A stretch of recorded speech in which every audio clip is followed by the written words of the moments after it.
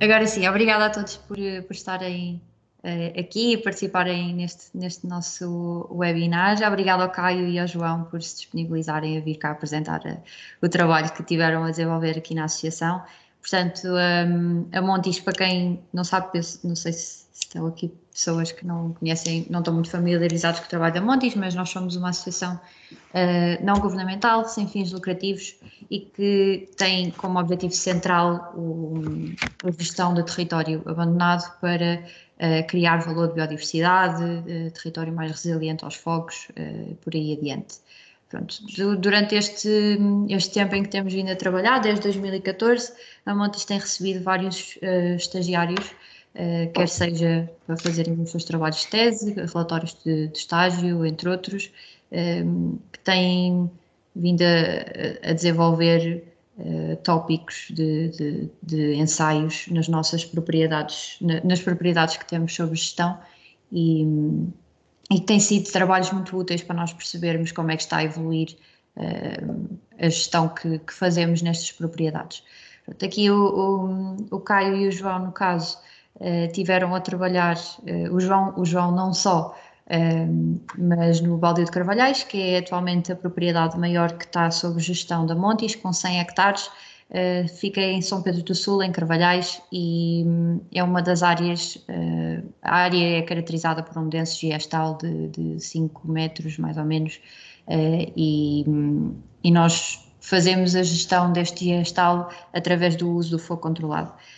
Isto porque, basicamente, nós tínhamos duas hipóteses, ou cortávamos o gestal à mão, o que saía uma coisa cara, dispendiosa e trabalhosa, ou então usávamos a ferramenta do fogo controlado e tentávamos criar ali algum mosaico de paisagem, em que depois trabalhávamos as zonas dos fogos controlados. O Caio veio ter connosco, foi em 2019, e ele estudou na Universidade de Aveiro e, portanto, veio desenvolver o seu projeto de tese sobre a vegetação, sobre os impactos destes fogos controlados que nós temos feito no Baldio de Carvalhais, na vegetação e na macrofauna edáfica deste sítio, e o João veio também fazer o seu relatório de estágio e agora está em 2019, também se não estou em erro, e agora está connosco a fazer a sua tese, que é um seguimento do trabalho que ele fez cá connosco em 2019 e teve a estudar as populações de passeriformes que existiam nestas áreas, foram afetadas pelo fogo. A do Baldio de Carvalhais pelos fogos controlados e nas outras áreas onde ele também fez registros, não foram fogos controlados, mas foram fogos florestais. Pronto. Portanto, muito obrigada aos dois. Eu vou dar a palavra então ao Caio. Para os participantes, perguntas, questões, etc., podem ir fazendo no chat se quiserem e eu depois no final, na altura da discussão, vou dizendo as perguntas. Também podem ir carregando no botãozinho do levantar a mão se quiserem e eu também vou anotando o vosso desejo de falar, e depois no final das duas apresentações fazemos então uma espécie de debatezinho para se tiverem perguntas para o João e para o Caio.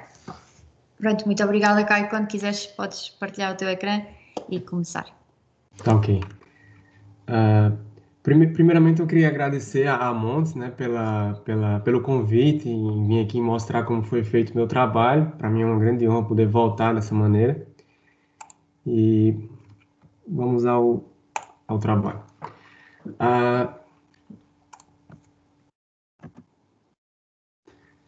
O primeiro encontro que eu tive com a Montes, a gente planejou trabalhar com a parte de solo, certo? Ao passo que eu ia elaborando o projeto para desenvolver melhor o trabalho prático da minha tese, eu pensei, por que não incluir a macrofauna e a parte vegetal, além da parte do solo? Porque aí eu conseguiria unir três vertentes nesse trabalho. E assim foi feito. E o nosso trabalho, de maneira geral, é intitulado Impactos do Fogo Prescrito na Vegetação e Macrofauna Edáfica de uma Área Florestal.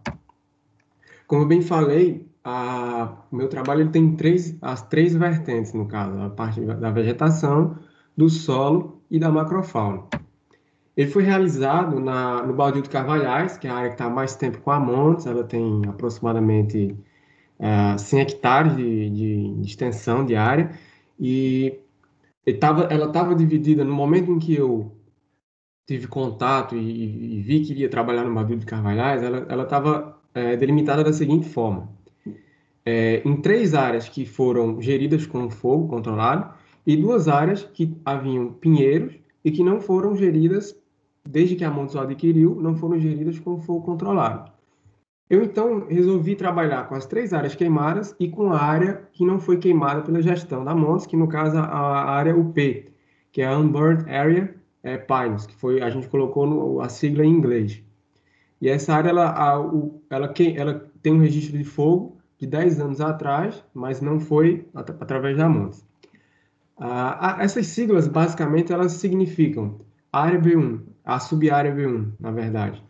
Ela foi a área que foi queimada no ano de 2019, no ano em que eu realizei o trabalho. A área B2, um ano antes, em 2018. E a área B3, em 2017. E, logicamente, essa área do meio, ela não foi utilizada, essa área aqui. Como o trabalho ele indica, trabalhei em três pontos, mas analisando sempre o impacto do fogo controlado, que é uma prática que é comum, principalmente no sentido de controlar a matéria morta e as plantas que ficam secas, evitando, no caso, os grandes incêndios que ocorrem na estação mais quente, certo? É uma das formas de manejar o ecossistema. Eu coloquei essa foto aqui porque é uma outra opção que está sendo cada vez menos utilizada, que é a cultivo de animais, que é para comer essas plantas, você ainda tem também a questão da adubação, que está diminuindo porque nos países existe muito a questão do êxodo, né, rural, as pessoas vão saem da zona rural e vão para a zona urbana, mas é também uma opção, e que a gente viu lá na hora, no dia do trabalho. Como eu falei acima, as áreas elas foram divididas em quatro sub-áreas. Aqui nós temos a sub-área dos pinheiros, ela tinha esse aspecto, e as áreas foram queimadas, né? A gente pode ver que a área B3 foi a área queimada há mais tempo, com fogo controlado, e já é possível ver que ela tem uma fisionomia diferente das áreas que foram queimadas mais recentemente. No caso, para coletar todos os dados, as informações que eram importantes para o trabalho, para o desenvolver dele, eu resolvi utilizar a metodologia dos quadrados, no caso dos plots quadrados, que é exatamente você, em cada unidade experimental, em cada sub-área daquela, eu realizei três unidades experimentais, três parcelas. E elas eram feitas da seguinte maneira: elas eram feitas com 5 metros de lado para as áreas que não haviam árvores, as áreas foram queimadas, 25 metros quadrados de área, e essa dos pinheiros ela tinha 100 metros quadrados, eu utilizei 10 metros de lado. Eu fazia a medição, depois eu colocava a fita, delimitando cada área, essa fita colorida, que era para exatamente eu poder ver melhor, no caso, quando estivesse próximo. E após ter feito isso, eu colocava, juntamente com o View Ranger, colocava a coordenada do lugar, certo? E aqui, no caso, como eu falei, são três unidades experimentais para cada sub-área, certo? São totalizando 12 parcelas, com as suas respectivas coordenadas. Dentro dos dados que foram coletados para a análise vegetal, a análise do solo e da macrofauna, eles foram variados porque exatamente nós estamos lidando com coisas diferentes em um determinado momento. O primeiro ponto foi fazer as unidades experimentais, ela demorou mais ou menos entre 10 e 12 dias para poder fazer tudo. Feito isso, eu vim para a parte da identificação das plantas que estavam em cada parcela, né? O primeiro ponto foi esse, identificar as plantas que estavam ali. Depois, a gente fazia a contagem do número de indivíduos que estavam por cada espécie identificada, certo? Fazia a contagem, que era um cálculo que seria importante para a abundância e para a riqueza específica. Depois de feito isso, eu tentava sair da parcela e tentar ver as coisas um pouco de fora, que era para exatamente ter uma visão mais ampla, mais geral daquela parcela. E fazendo isso, eu tentava um valor aproximado da cobertura vegetal. Por exemplo, na área B3, na sub-área B3, era possível ver uma grande quantidade de pterospátio tridentato. E nessa área, as parcelas, consequentemente, elas iam ter uma porcentagem maior, chegava até a 80%, mas haviam outras plantas também, como a Pteridium aquilino, os fetos, haviam as menores, a Senes sylvaticus, a, algumas gramíneas, certo? E ali, naquele momento, você fazia a cobertura vegetal naquela área e, e naquele caso, havia uma sobreposição no valor de 100%, exatamente porque as plantas elas se sobrepunham. Então, nesse caso, não era um problema para a gente. Poderia uma espécie dar 80% e outras darem 30%, outras 25%, isso tudo na mesma unidade experimental. Depois de feita essa parte da cobertura, a gente ia para cada espécie nós íamos calcular a altura. No caso, a altura dos indivíduos que estavam ali. É, feita a contagem, a quantidade de indivíduos, e ali a gente fazia essa mensuração, a mensuração da altura. Aí, por exemplo, você pode perguntar, era em todos os indivíduos? Quando havia muitos, lógico que a gente não fazia. A gente calculava por ali 25% dos indivíduos de cada espécie que estavam ali, e a gente calculava a altura. E é lógico que no cálculo das alturas relativas só entravam essas, né? No caso, a gente fazia valores relativos das 20 espécies que foram colocadas à altura. E no caso, para os pinheiros, nós calculamos o diâmetro da altura do peito, certo? Calculava-se a altura e, para eles, o diâmetro, a altura do peito, com um paquímetro. Muitas das espécies de plantas, eu não sabia o nome em si, eu fui aprendendo ao longo do trabalho. E muitas delas, eu, como não sabia, o que eu fazia era o seguinte: eu colocava no caderno, não identificada 1, não identificada 2, não identificada 3, e tirava uma foto dela, como pode ver aqui ao lado, na foto esquerda, tirava uma foto dela, e quando era o caso, eu simplesmente pegava, quem tirava só uma espécie, mas essa espécie não era contabilizado também, e tirava uma foto desse aqui para mostrar as raízes, caules, folhas, flores, certo? E mandava todos esses dados para o meu orientador, o Dr. Paulo, que era da parte das plantas, Dr. Paulo Silveira. E, lógico, que esse espécime aqui eu colocava na prensa de madeira e também levava para a Vozela, porque era a situação. Se ele não conseguisse identificar por foto, como houve alguns poucos casos, aí eu levava para a universidade e na prensa mesmo lá a gente ia, no caso, fazer a análise com a lupa, com os guias ilustrados, e a gente conseguia identificar. E aqui nós vemos, veja, a parte das plantas no campo, ela foi uma das mais trabalhosas. Ela levou quase um mês inteiro para fazer todo o processo de identificação. Mas já com relação à da macrofauna e a do solo, elas já foram mais rápidas. No caso aqui, depois de feita a parte das plantas, eu parti para macrofauna, porque elas tinham que ficar ali, ficou por volta de 10 dias, do dia 3 de maio ao dia 13, mais ou menos, ela ficou no campo. E nós utilizamos a técnica da pitfall, que eram essas armadilhas, assim, feitas com garrafa PET e eram colocadas nas extremidades da mesma parcela experimental. E ali a gente trabalhava elas com água, álcool a 70% e o detergente lá para quebrar a tensão superficial, ou seja, o inseto, o indivíduo da macrofauna do solo, ele caía e dificultava para que ele saísse, né? Foram utilizados, então, 4 pitfalls por cada unidade experimental. Ou seja, se nós tínhamos 12 unidades experimentais e espalhadas por cada sub-área, nós tínhamos ali 4 pitfalls colocadas nas extremidades dela, totalizando, então, 48 pitfalls no experimento, no trabalho como um todo.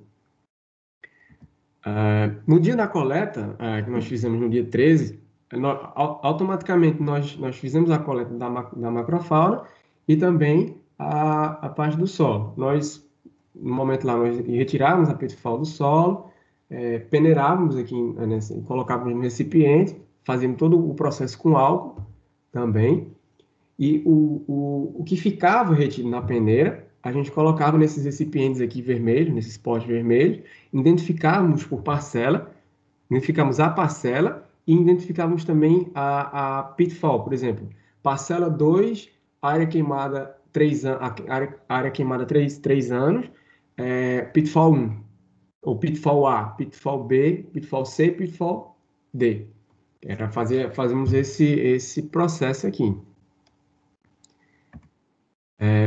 Na parte dos dados do solo, como eu falei, nós coletamos no mesmo dia da pitfall, e daí nós fizemos uma amostra composta, ou seja, foram retiradas uma amostra de solo na proximidade da pitfall, e nessa amostra, em cada amostra simples, por cada unidade experimental, nós fizemos uma amostra composta para cada uma delas, ou seja, nós não tivemos 48 amostras simples de solo, nós tivemos 12 amostras compostas, correspondentes a cada parcela.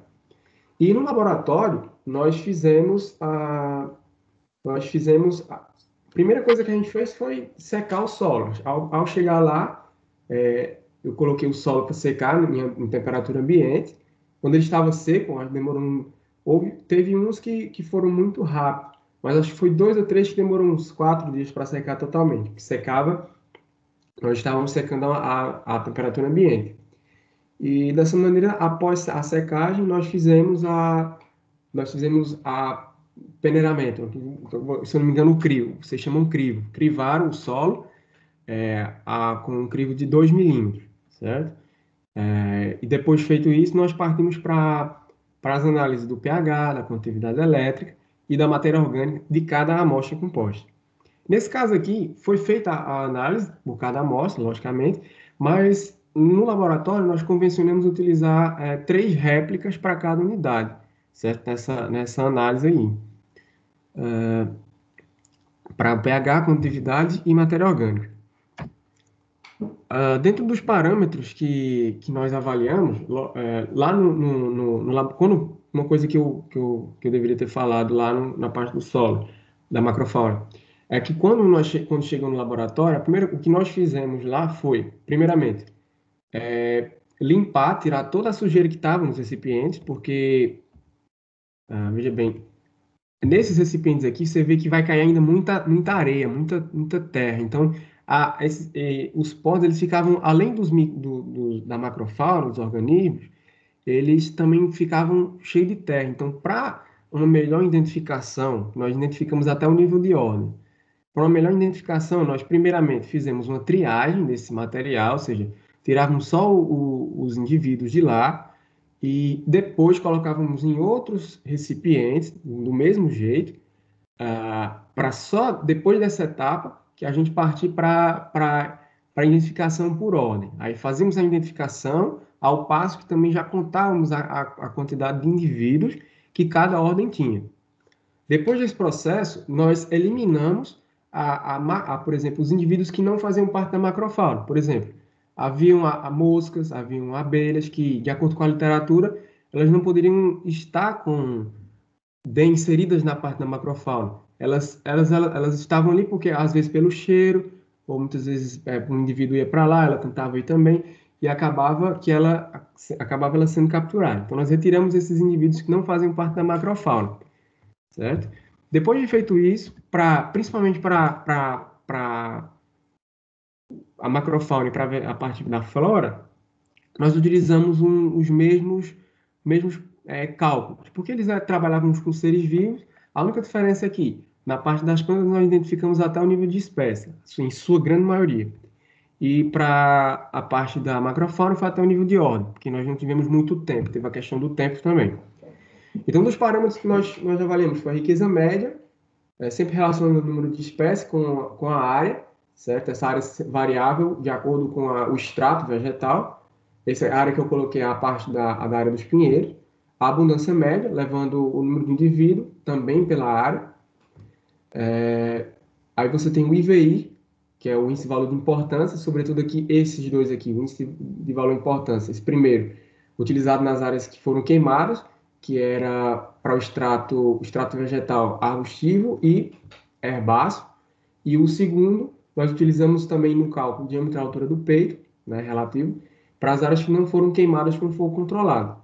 E esses índices de valor de importância, eles são muito importantes para o cálculo da diversidade, o Shannon-Wiener, certo? Porque eu entendi no trabalho é que, além, para a diversidade, não só se conta a abundância e a diversidade em si, mas o espaço que o indivíduo ocupa e a função que ele desempenha ali é muito importante também no entendimento da diversidade, né?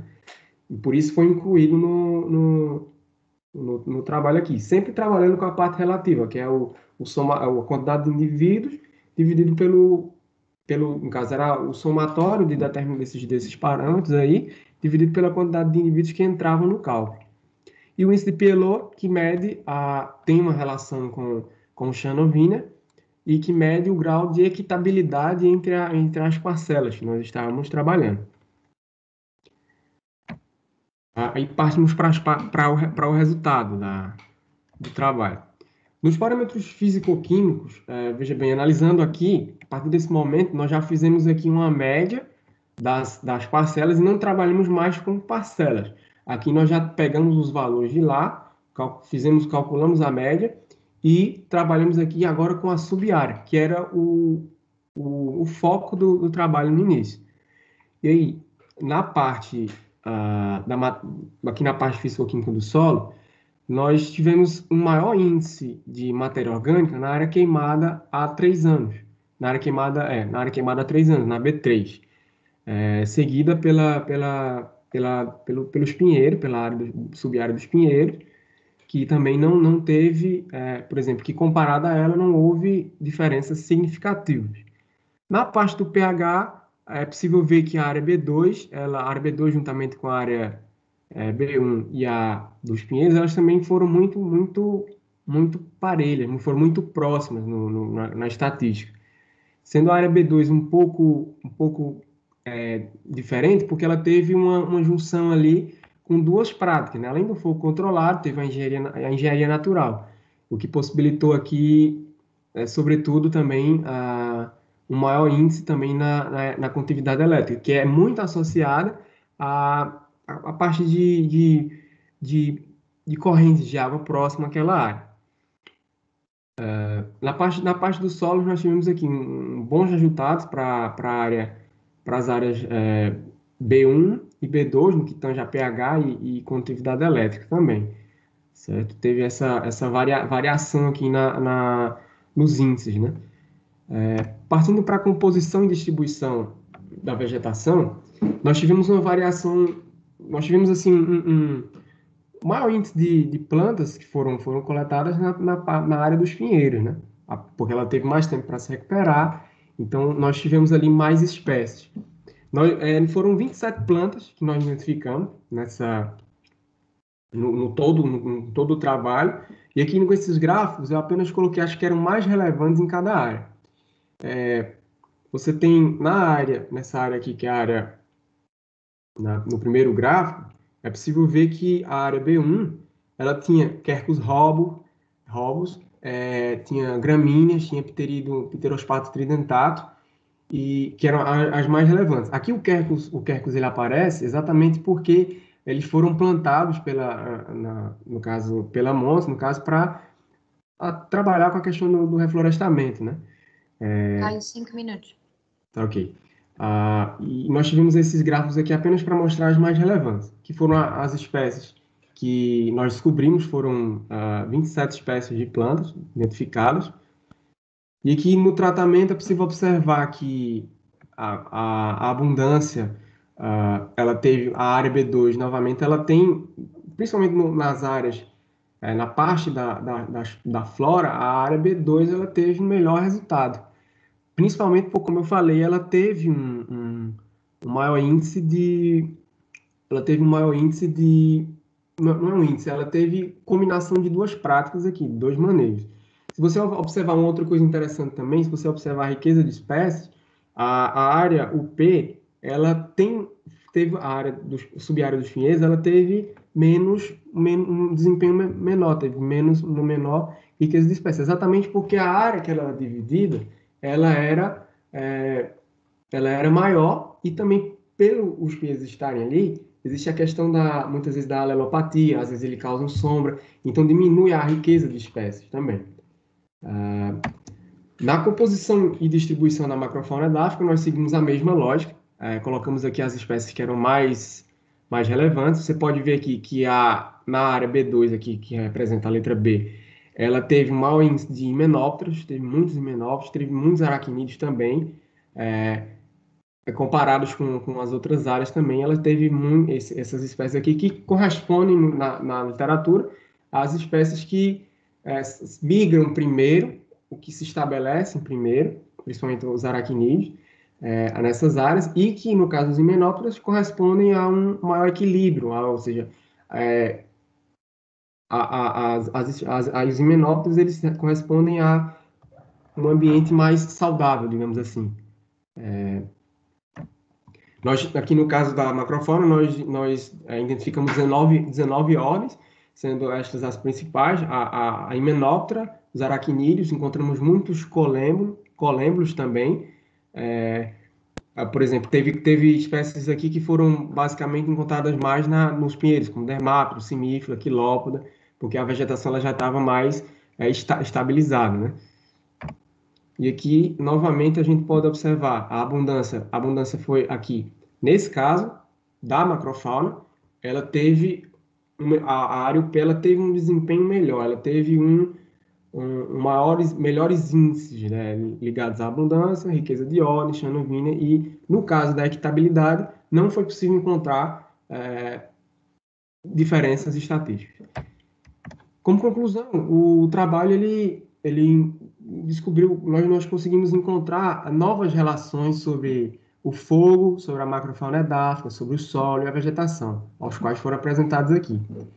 Houve algumas mudanças nos parâmetros físico-químicos, né, que foram observados, como, por exemplo, a redução da matéria orgânica, aumento no pH e uma condutividade elétrica que é mais baixa, principalmente nas áreas que foram queimadas. Lembrando que o pH e a condutividade eles são inversamente proporcionais. Quando um é alto, o outro é baixo. Quando um é baixo, o outro é alto, mais ou menos assim. E por último, com relação à flora, a gente pode observar que ele ajudou a aumentar os índices de diversidade, abundância, riqueza de espécies e equitabilidade, sobretudo quando combinado com a engenharia natural, aumentou também a abundância e diversidade da flora. No mais, muito obrigado pela atenção e também pelo convite de estar aqui. Agradecendo a presença de todos. Obrigada, Caio. Ah. Acho que pronto, realmente o teu trabalho ajudou-nos a perceber um bocadinho quais eram os impactos que as ações do fogo controlado que nós estávamos a fazer tinham no Baldio de Carvalhais e se realmente corroboravam um bocadinho as ideias que nós tínhamos do que eram esses impactos.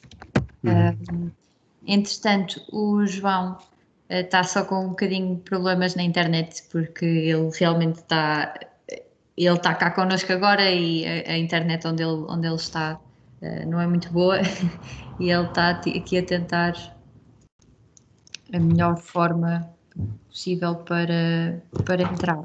Entretanto, enquanto vemos aqui uma maneira para o João conseguir voltar e fazer a apresentação, se alguém tiver alguma pergunta para o Caio, se calhar avançamos só para dar aqui uns minutinhos para ver se nós conseguimos. Ui, eu fiz aqui um raise hand. Pronto. Não sei se alguém tiver alguma pergunta, por favor. Eu gostava já agora primeiro de agradecer ao Caio o trabalho. Para quem não me conhece, eu sou o Luís Rochartre e faço parte da direção da Montis, e por isso, embora presentemente esteja a viver em Geneve, por isso um bocadinho longe da possibilidade de seguir mais os trabalhos que têm sido feitos. Mas, Caio, gostava de, em termos das conclusões gerais, neste caso, não, imagino, pelo teu sotaque, não és de Miranda do Douro, deve ser de um sítio qualquer do Brasil, não é? E como tal, presumo também que fosse uma grande novidade para ti o ecossistema e o funcionamento, ou seja, as plantas, tudo o que estava. Aqui, exatamente o que eu gostava mais de perceber era essa tua experiência, não é? Quer dizer, de ires pegar numa realidade que não te é próxima, e quais foram as dificuldades e como é que elas foram ultrapassadas? Primeiro de tudo, foi uma experiência incrível. Tipo, quando entrei no primeiro impacto que vi, eu estou no filme. Tipo, a vegetação ela era completamente diferente. Eu sou da região do Sertão aqui no Brasil, portanto a vegetação é completamente diferente. As dificuldades de início foram que, por exemplo, eu não conhecia todas as plantas, sabe? Eu não conhecia muito a dinâmica propriamente do ecossistema. Às vezes eu tinha que entender, por exemplo, que tive que entender que o fogo controlado, ele poderia ser usado como uma prática de gerir um terreno, coisa que aqui no Brasil, tipo, por exemplo, na minha região, não se pode ter fogo. Porque o solo ele é um solo muito raso, ele é um solo que tem baixa matéria orgânica, tá entendendo? Ele é um solo muito arenoso, ou seja, se for utilizado o fogo aqui, a gente perde toda a característica físico-química do meio. Então, eu tive primeiro que entender isso. Sobretudo também a questão da experiência dos próprios trabalhos com a Montes, extra à minha tese, por exemplo, o manejo do ecossistema, com a engenharia natural, com, por exemplo, colocar câmeras no ambiente para a gente poder, no caso, ver quais são os indivíduos que estão afetando, sobretudo no processo de reflorestamento, né, no caso. Tudo isso foram experiências que durante a minha graduação eu não tive. Então, tipo, foi um aprendizado, e sobre tudo isso, foi realmente uma novidade. E as maiores dificuldades que eu tive foi basicamente essa: não conhecer todas as plantas, o que demorou um pouco o trabalho, e pronto. Foi basicamente isso. O do resto eu consegui trabalhar bem com a parte da macrofauna, do solo, e também gostei muito também da parte de trabalhar como voluntário na MONS, conhecer outras pessoas e tal. Essa experiência foi incrível para mim, foi diferente. Ok, e a última questão é que agora que voltou para o sertão, dizem que tem sotaque português ou não? Algumas pessoas aqui, elas falam que eu estou abusando do pois, do e depois. Enfim, outras perguntas, eu quase, falando com os meus conterrâneos aqui, eu não uso muito o gerúndio, como eu usava antigamente. Então, tipo, tem essa questão também. Outros dizem que eu estou com sotaque paulista, já que convivi com muitos paulistanos aí. Convivi com mais paulistanos em Portugal do que propriamente no Brasil. Ótimo, fico satisfeito que voa Muito obrigado, o nosso também. sotaque. Obrigada, Luís, pelas perguntas. Entretanto, vou só aqui fazer uma última e depois vou passar a palavra ao João, que acho que ele já está pronto.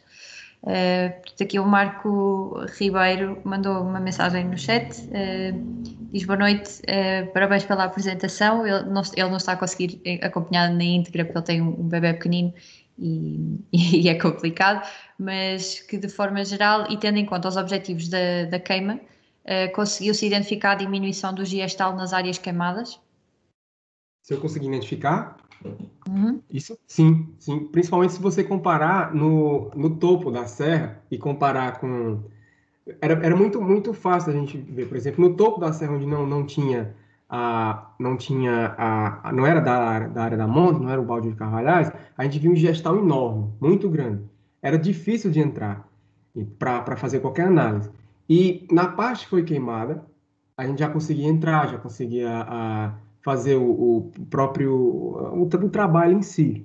E em áreas vizinhas também, que não foram queimadas, também era impossível de entrar. Então, de fato, o gestal ele diminui, consequentemente diminui outras espécies, mas com o passar do tempo, você tem uma reestruturação do habitat, né? Então, de fato, é possível ver a diminuição em termos de indivíduos e também em termos de altura. Obrigada. Portanto, então agora vou, e ao Marco também pela pergunta, vou passar então a palavra ao João. João, quando quiseres, força. Obrigado, Margarida. Boa tarde a todos. Antes de mais, queria só referir que por alguma razão que eu não estou a conseguir compreender, o meu computador não está a querer conectar à internet. Portanto, eu estou convosco através do telemóvel e a apresentação que eu tinha não a tenho no telemóvel, nem tenho como enviar para ninguém neste momento. A única coisa que tenho, por acaso, no telemóvel é o relatório que foi escrito. Portanto, vamos conseguir no mínimo ver alguns gráficos e uma ou duas tabelas, o que vai ser um bocado mais chato, mas peço que tentem compreender. Queria também agradecer à Montis pela oportunidade de ter estado aqui já em 2019 e agora pela oportunidade de ter voltado para a tese de mestrado. Na altura, em 2019, o projeto que eu quis ter aqui foi integrado numa cadeira que nós tínhamos e temos integrado no curso de Biologia pela Universidade de Aveiro, que é a cadeira de pesquisa, que é o projeto final de curso. Versou muito sobre as populações de passeriformes de áreas ardidas e naquilo de que os passeriformes poderiam alimentar. Portanto, está um pouco casado com aquilo que o Caio esteve a fazer também, pelo menos na área do baldio. Na altura não conseguimos trabalhar em muitas das propriedades da Montis. Queríamos ter trabalhado no baldio e queríamos ter trabalhado em Carvalhal de Vermelhas, só que Carvalhal de Vermelhas tinha ardido nos incêndios de 2017 e ainda estava um bocado fraco em termos de recuperação da vegetação e, portanto, não havia por lá muitas aves. Ainda tentámos lá fazer uma captura ou duas, mas num dia inteiro acho que vimos um chapim, um tentilhão e ouvimos um peto lá muito ao longe. E teve complicado, então acabámos por eliminar essa área, mas trabalhámos numa área ali perto que não é gerida pela Montis, não pertence de forma alguma à Montis, que é um pequeno terreno perto de Fornel do Monte, em Covas, que também é Carvalhal, foi atingido também pelos incêndios de 2017 e o próprio terreno tinha uma parte que tinha sido atingida muito mais do que outra e, portanto, tivemos um bocado de diferença entre dois pontos de contagem. No que toca às aves, foram feitos censos por pontos em que utilizámos áreas de 50 metros de raio em que contámos, no caso eu contei todas as espécies de aves que conseguisse ver ou ouvir na altura e foram todas registadas ao longo de 10 minutos de censos para 5 minutos de habituação inicial. O que quer dizer que eu chegava ao ponto de contagem, sentava-me um bocadinho, 5 minutos, bebia uma aguinha e depois, ao final de 5 minutos, começava a contar. Na área de Covas, pelo menos fizemos capturas tentámos fazer capturas de passeriformes que ainda correram bem. O objetivo dessas capturas não era só e apenas anilhar as aves, mas sim recolher alguns dados biométricos e ver como é que elas estariam em termos de massa, em termos de músculo, se havia indícios de reprodução ou não nas áreas. Acabou por servir também para confirmar uma ou duas observações que eu não tinha bem a certeza se tinha visto ou se não, mas acabaram por cair nas redes, o que foi muito bom.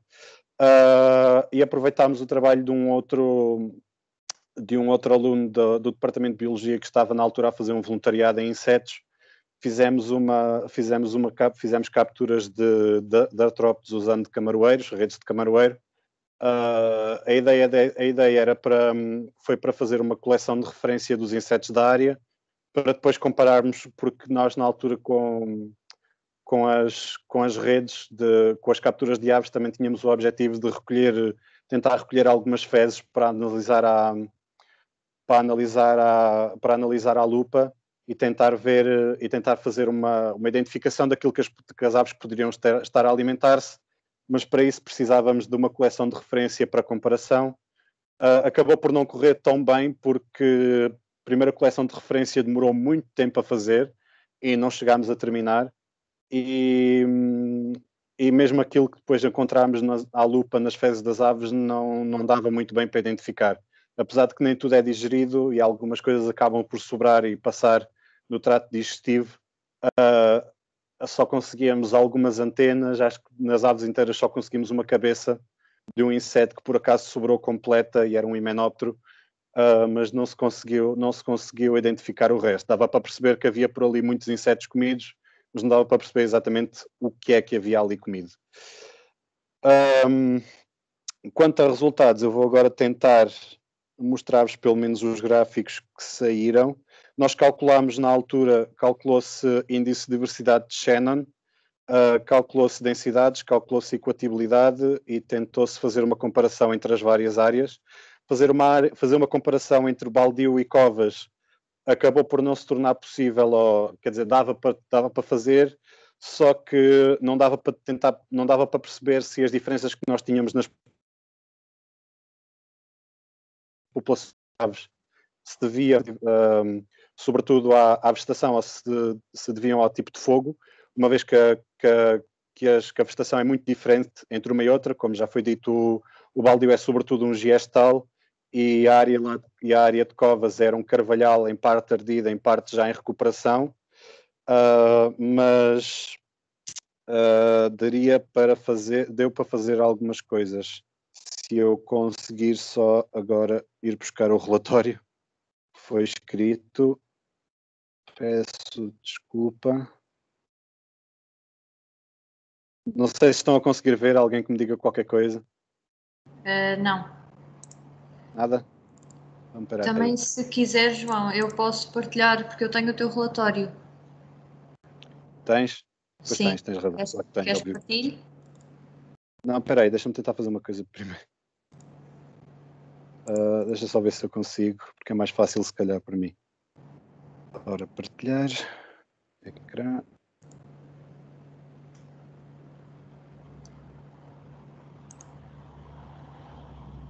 Sim, já estamos a ver. Já? Boa. Pronto, então, na altura, indo primeiro à diversidade, aqui, essa parte eu esqueci-me de dizer, peço desculpa. Isto sem as notas da apresentação é um bocado mais complicado. Na altura nós trabalhámos no baldio com 3 áreas diferentes, a tal área que ainda não tinha uma área que ainda não tinha sofrido de fogo controlado, que é este baldio A que aparece aqui.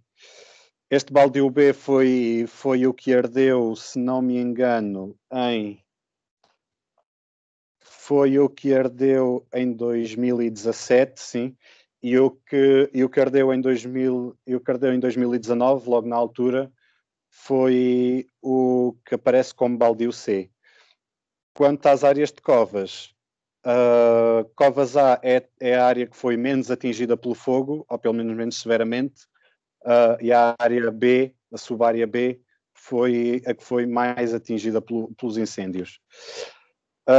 Podemos ver que, quanto ao baldio, a área não ardida era a que tinha maior diversidade, e depois entre as duas outras, a área que ardeu em 2019 teve menos diversidade do que a área que ardeu em 2017. A equatibilidade, no entanto, alterou um pouco. Aqui este gráfico não dá para perceber muito bem porque está tudo muito parecido. No entanto, quanto ao baldio, a equatibilidade continuava a ser a maior para a área que ainda não tinha ardido, No entanto, aqui altera, porque a área de 2017 era menor do que a área que ardeu em 2019. Quando tentámos perceber o que é que se tinha, o porquê disto estar assim, porque na bibliografia que eu tinha consultado anteriormente, aparentemente depois de um fogo era suposto, ou pelo menos a bibliografia demonstrava em algumas partes que haveria uma maior diversidade, tanto maior diversidade como maior equatabilidade nos períodos pós-fogo, mas provavelmente isto deveu-se ao facto da vegetação em si não ser muito heterogénea no baldio, uma vez que o gestal, mesmo depois do fogo, mantém-se, sobretudo gestal, ainda não desenvolveu muito para além daí. Quanto a covas, conseguimos perceber que a área que ardeu com menor severidade ardeu, tem uma maior diversidade e tem também uma maior equatabilidade. E achamos que isto se tenha devido mais ou menos à mesma razão que se deve no baldio, uma vez que a área que tinha sofrido mais com o fogo ainda não estava muito bem recuperada. Haviam apenas alguns carvalhos jovens que já estavam a brotar. Haviam um ou dois carvalhos que tinham sobrevivido ao incêndio de 2017, mas de resto, em termos de árvores, o que havia era carvalhos queimados e muito arbusto. Portanto, também não havia muita diversidade de vegetação, o que pode causar uma menor diversidade em termos de aves. Olhando um pouco para a composição das populações em si, isto é uma tabela que representa a presença ou ausência das espécies que foram avistadas. Não estão aqui listadas como ausentes espécies que não tinham sido vistas, seja no baldio, seja em covas. Mas podemos ver que é relativamente diferente entre uma área e a outra.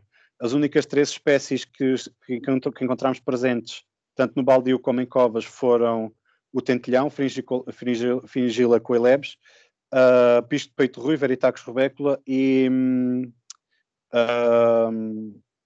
chapim azul. Portanto, o cianistes ceruleus foram os únicos 3 que foram encontrados, são as únicas 3 espécies que são vistas em todas as áreas.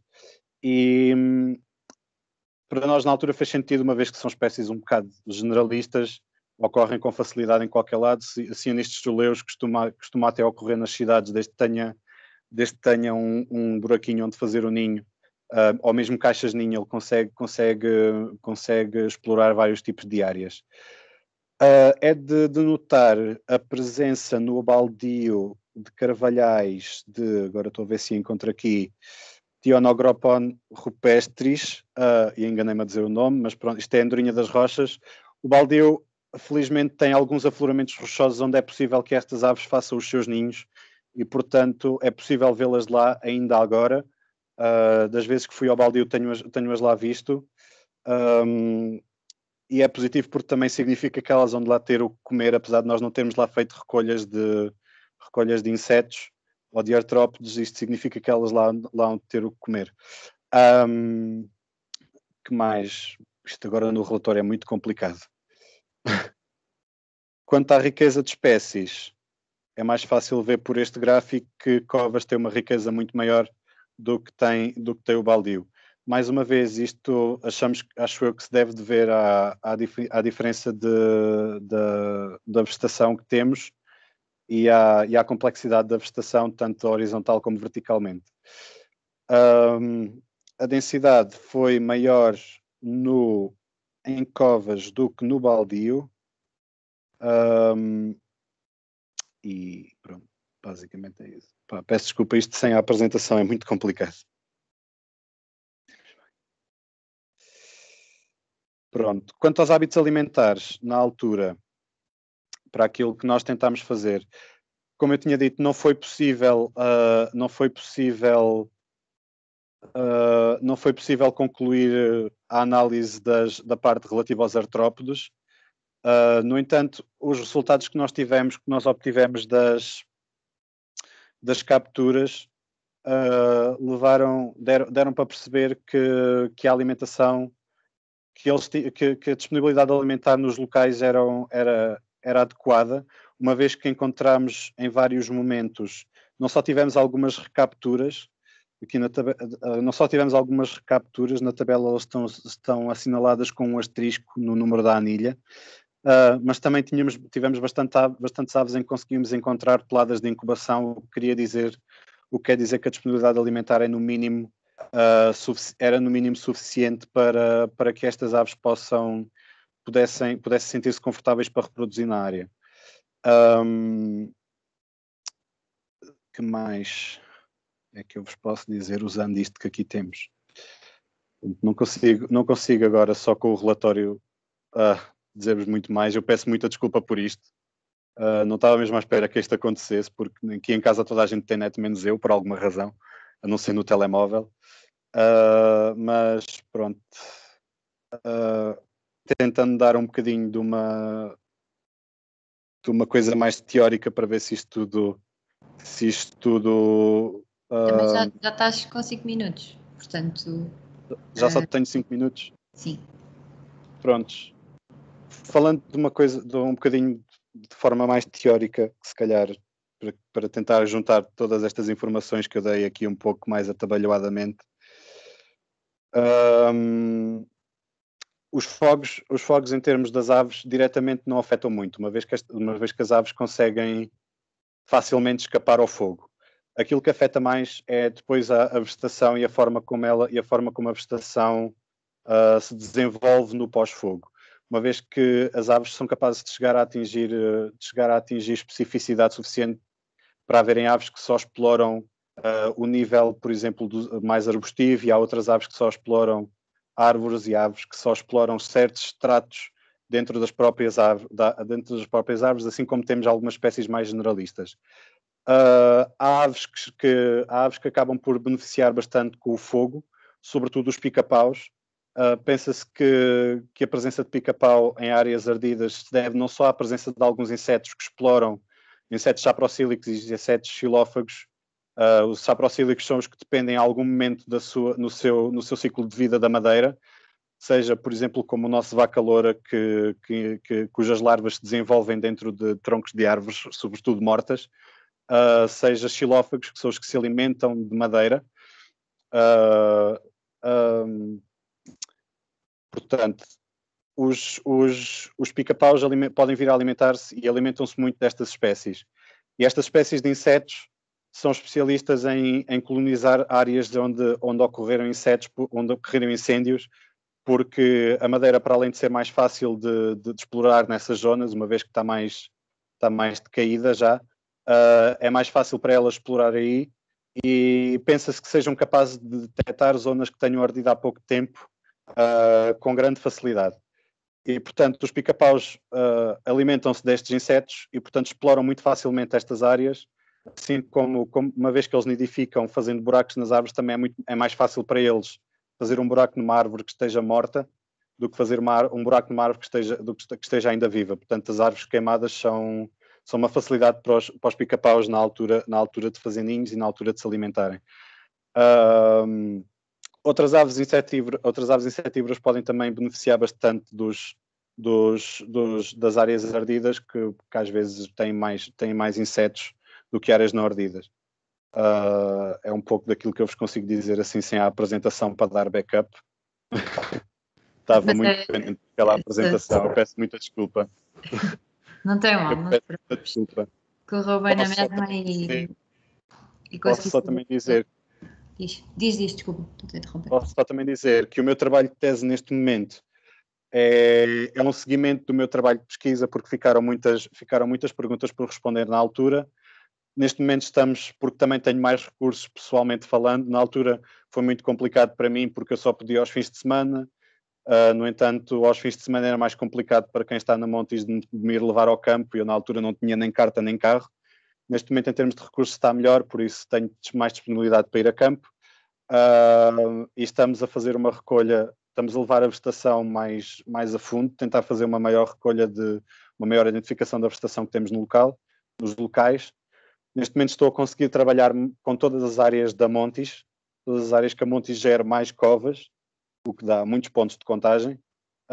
Estamos também a fazer recolha de temperatura, umidade, vento, velocidade do vento, direção do vento. Isso está tudo a ser recolhido nesta altura porque estou a tentar perceber pelo menos se as diferenças que temos em termos de avifauna nas áreas dependem mais, isto no pós-fogo, dependem mais do fogo em si ou dos restantes fatores ecológicos que temos na área.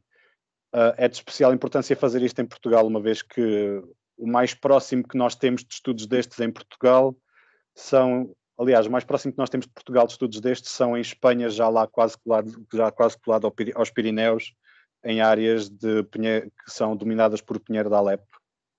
Portanto, não há muita parecença com aquilo que temos em Portugal. Em áreas mediterrânicas isto não se tem feito muito. E é tudo o que eu tenho a dizer. Obrigado por terem ouvido na mesma sem a apresentação, e se houver alguma questão, alguma coisa em que eu vos possa ajudar relativa àquilo que eu disse, ou deixei de dizer, no caso.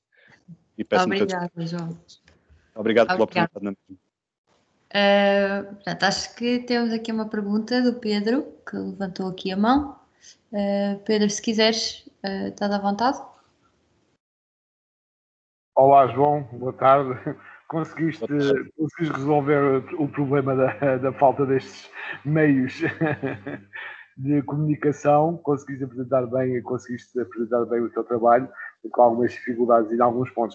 Eu também pertenço à Montes, também pertenço à direção da Montes, e também queria agradecer ao Caio também pela excelente apresentação que fez, mas tinha aqui umas perguntas para o João.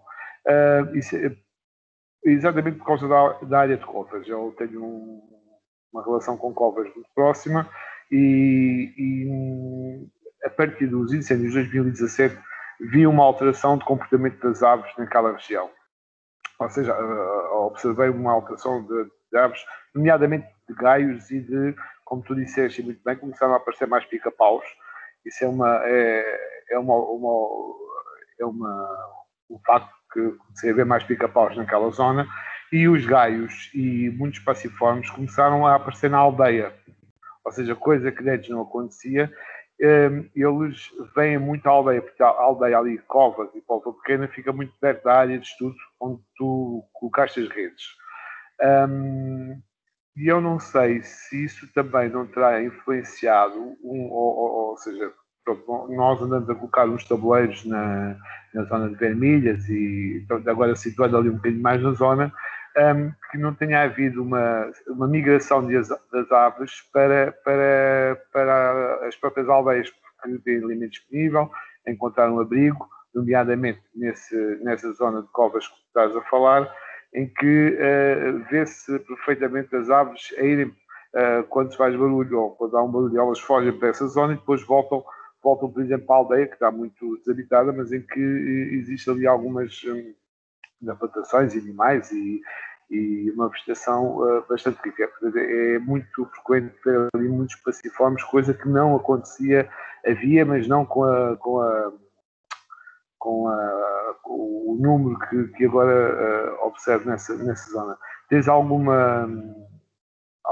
registro sobre isso, alguma identificação, alguns dados sobre essa situação, ou não, nem por isso? Sobre isso especificamente não, porque o nosso conhecimento prévio sobre as áreas, especialmente ali em Covas, era praticamente nulo. Não sabíamos o que é que lá havia. Foi um bocado mais exploratório do que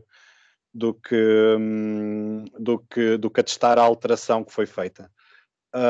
É normal, em princípio, que as aves tentem encontrar abrigo noutro sítio quando a zona arde. Pode eventualmente acontecer que, se as condições que encontraram forem melhores, que já não voltem, mas pode ocorrer que voltem. Quanto a alterações de comportamento, lá está, como não tenho conhecimento de como é que as coisas estavam, anteriormente, não sei se houve alguma alteração comportamental ou não, sinceramente. Gostava de poder responder, mas não sei. Não, está bem. Era isso que eu queria, porque tu, como escolheste Covas porque existia ali Carvalhal, e não existia ali um bocado de Carvalhal onde se podiam fazer essas recolhas, onde se podiam montar as redes, e fazer capturas. Quer dizer, eu estava a perguntar se alguém tinha, dentro dessas tuas observações, Talvez na realidade foi um pouco por contacto do meu orientador que está aí até. Boa noite, professor António Luís. Foi um pouco por contacto do meu orientador que me sugeriu fazermos ali as capturas, uma vez que já se tinham feito ali trabalhos. Penso eu, houve uma altura, um aluno anteriormente a mim colocou lá pitfalls para fazer captura de insetos, se não me engano, acho que foi isso. Mas eu pessoalmente não tinha conhecimento prévio da área, em si, nem da população de passeriformes que lá havia, muito menos prévio a 2017. Obrigado. Nessa altura tinha acabado o meu primeiro ano da universidade. Obrigado, João. Não tenho mais perguntas. Entretanto, temos aqui, não vi quem foi primeiro, peço desculpa, portanto vou aqui por ordem alfabética. O professor António Luís, que foi o orientador do João, também tem aqui uma pergunta, e depois o Luís. Portanto, professor, se quiseres, esteja à vontade.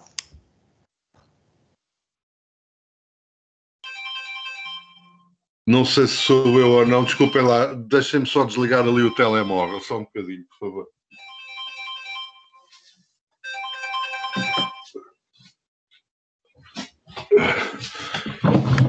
Peço desculpa, é incómodo. Quero fazer-te, sobretudo, um comentário sobre a importância deste tipo de trabalho em áreas que arderam.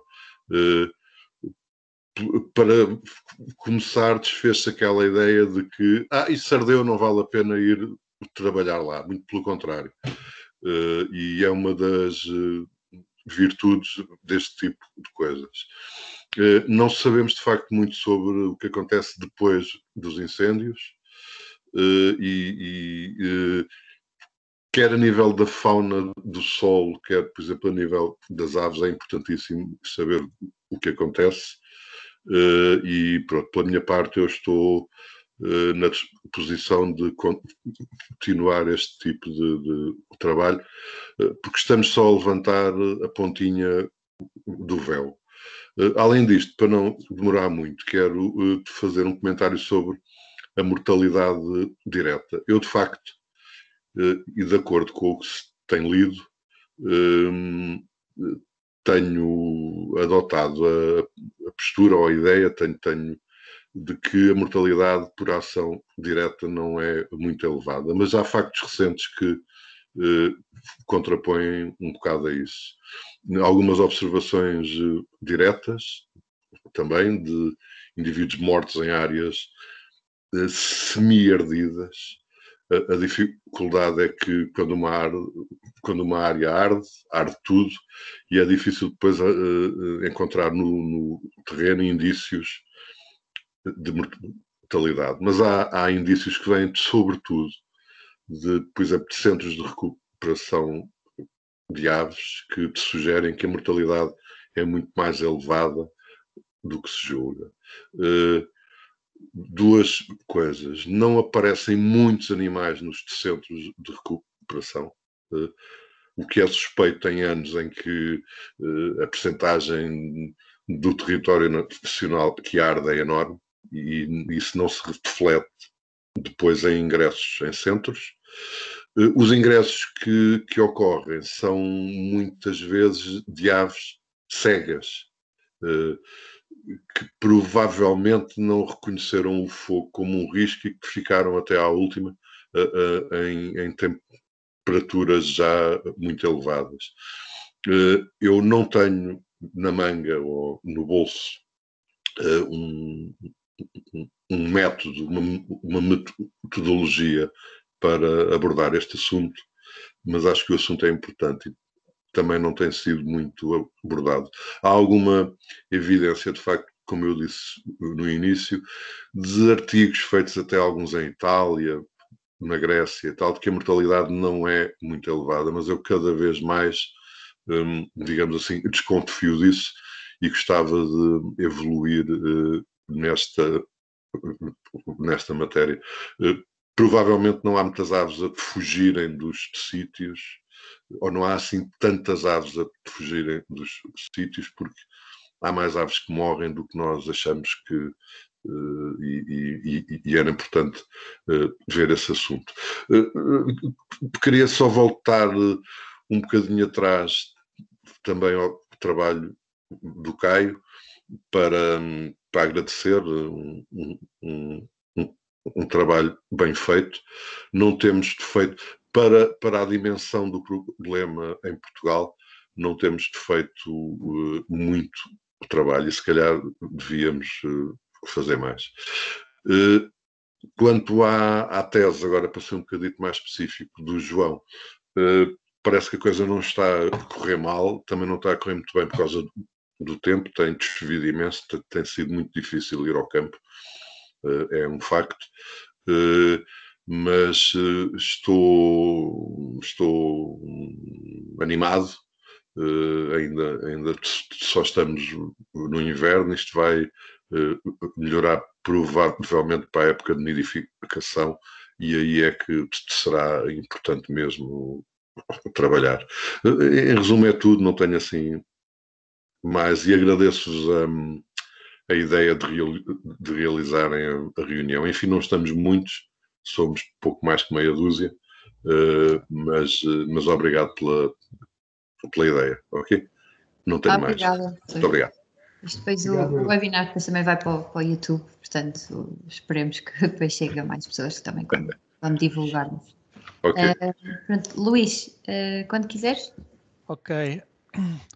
João, vou lançar-te aqui uma provocação que não, pronto, que é como que provocação e que eu estou a avisar, não precisas de tomar logo se ou levares muito a mal ou levares demasiado a sério, que era da experiência que tu já tivestes e o que é que tu poderias aconselhar em termos de medidas de gestão que ajudassem a aumentar a biodiversidade. Como sabes, um dos nossos objetivos é exatamente recuperar estas áreas, aumentando a biodiversidade. Dentro do conjunto de observações que fostes fazendo, identificaste alguma medida de gestão que achavas que podia ser útil para isto?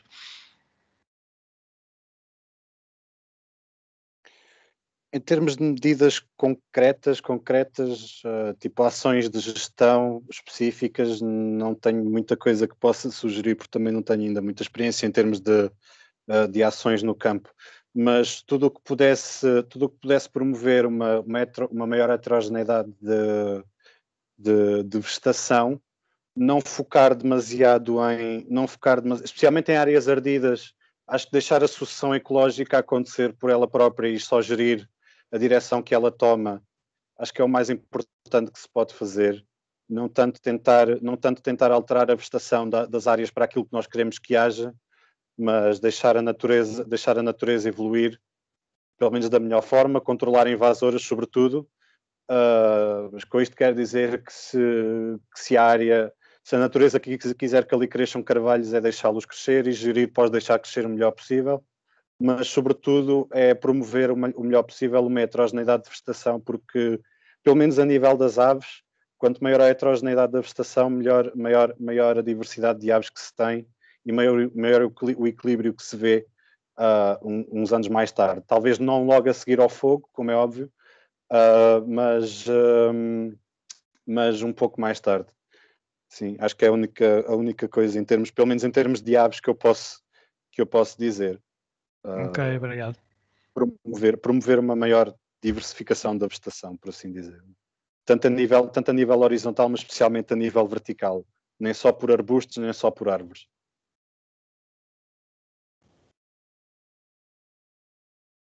Obrigada. Não sei se há mais questões que queiram fazer.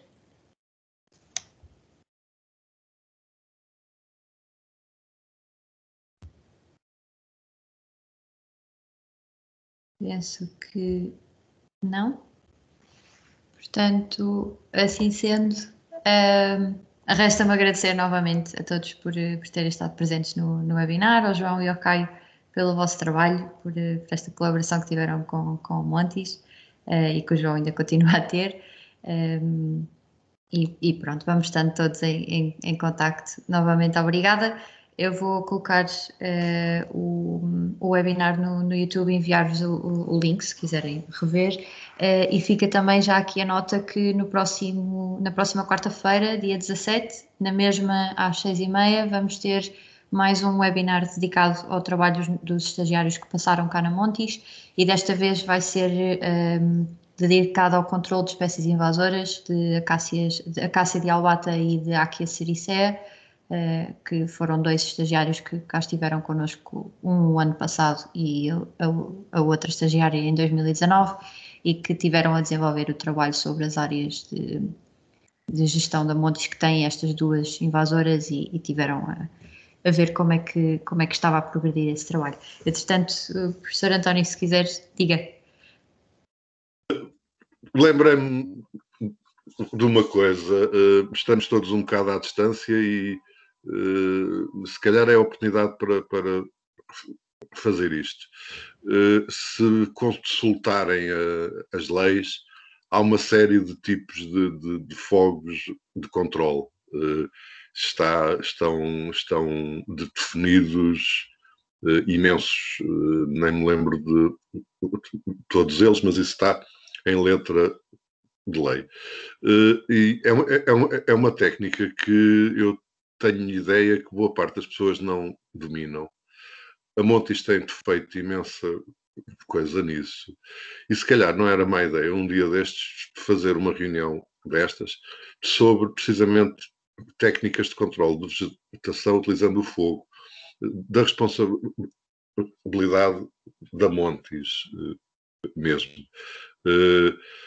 Não tem havido no país assim tantas ações de controle. Enfim, se formos ver algumas matas nacionais de má memória, se me permitem, há algum controle de vegetação herbácea e arbutiva. Parte disso é feito com recurso a homens, parte é feito com recurso a fogo controlado. A Montis tem feito isso a uma escala mais pequenina, digamos, mais manejável, e depois também tem usado algumas técnicas de retenção de solo e tal. E se calhar era engraçado, podia mesmo ser até numa altura de aulas, e eu disponibilizava-me até para incluir a reunião numa aula minha. Por exemplo, numa aula de ecologia e gestão da avifauna, mas se calhar era uma boa ideia fazerem isso. É um tema que precisa de ser... Enfim, o país arde regularmente no verão, arde todos os anos, e não somos tão letrados a respeito de incêndios, em termos gerais, como devíamos ser, acho eu. E se calhar não era má ideia, fica o desafio. É só isso. Obrigada, professor PV. Já estão aqui 2 membros da direção, portanto fica já aqui o desafio lançado. E também já agora o Marco, que também está aqui no webinar, é técnico de fogo controlado e tem estado sempre connosco nas nossas ações de fogo. Portanto, se calhar até se pode pensar em incluir também uma perspectiva dele, até porque ele está envolvido com outros projetos que acabam por fazer um bocadinho o que a Montis faz e que usam o fogo controlado para controlar a vegetação. Pronto. Sim, sendo, se mais ninguém quiser adicionar algo ao que foi dito até agora, novamente agradecer. Não sei, Luís, ligaste o microfone, não sei se queres dizer alguma coisa. Não, posso fazer. O Pedro está aqui muito escondidinho e por isso eu aproveito para assumir-me aqui enquanto membro da direção e agradecer tanto ao João como ao Caio o trabalho que fizeram, a colaboração. Neste caso do João ainda estamos à espera de mais e por isso é ótimo manter este tipo de relação e também reforçar aqui ao professor António Luísio o apoio que temos tido e especialmente da Universidade de Évora com um grande intercâmbio e que para nós é fundamental para conseguirmos ir evoluindo neste modelo, que é uma associação diferente, que nasceu exatamente para concretizar e que só vive dos seus associados, e por isso com um modelo que não é fácil, mas que ao mesmo tempo está bem consolidado em termos do que é que queremos fazer, e todas as ajudas são muito bem-vindas, e por isso obrigado aos três aqui pelo trabalho dos dois, neste caso, nos seus estágios, nas suas teses, e ao professor António Luís pelo apoio que também tem dado. Obrigado. Pronto, obrigada a todos novamente e até uma próxima.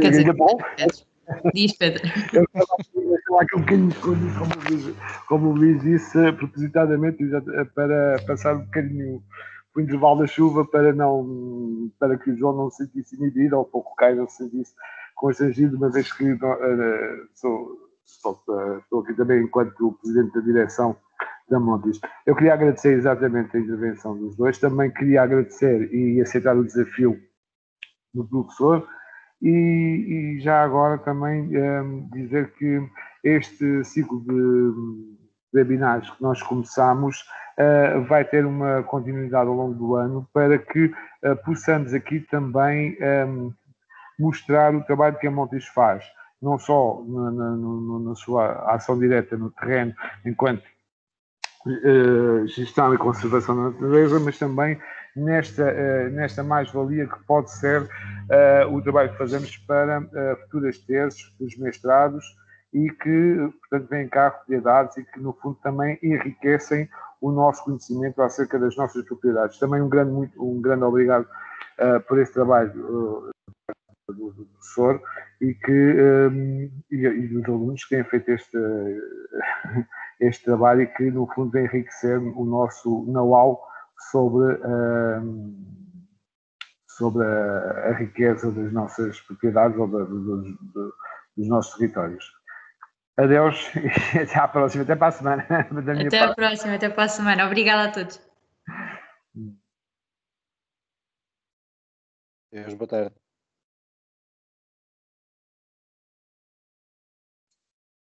Okay.